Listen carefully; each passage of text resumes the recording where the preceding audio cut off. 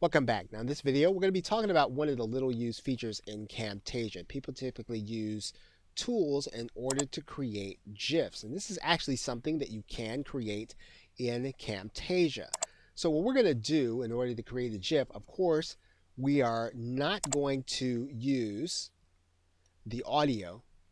And once again, whenever we make a big change like this and we're going to do something totally different with the file, we're going to save it into what? A new project. So we're going to go to the file and we're going to save this as a new project.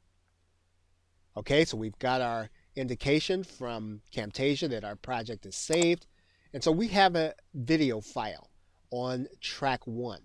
And so typically if you have a short video clip, something like 5 seconds at the most, typically 3 to 7 seconds. And what we're going to do is we're going to split this track. Actually, let's get rid of the marker area. And then let's go ahead and split this track. And we're going to do away with this part. And we just want a little short video clip that we can use in order to create a GIF. And Camtasia makes this very easy to do. If you can get the video onto the timeline, you're going to click and you're going to do a new custom production. And you'll see here one of the menu options is to create a GIF or an animation file. Now all of these factors are going to be the default settings. And for the most part, you probably want to leave the default settings as they are unless you know of a reason to not use them. So we're going to continue on with the default settings in Camtasia. We are not going to embed this in HTML.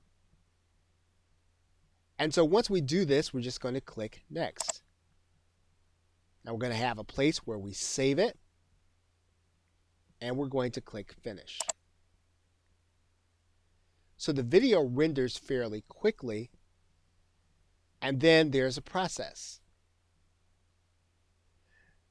You'll be able to use this GIF as your image, and you'll be able to use it where you want animation for your viewers to see.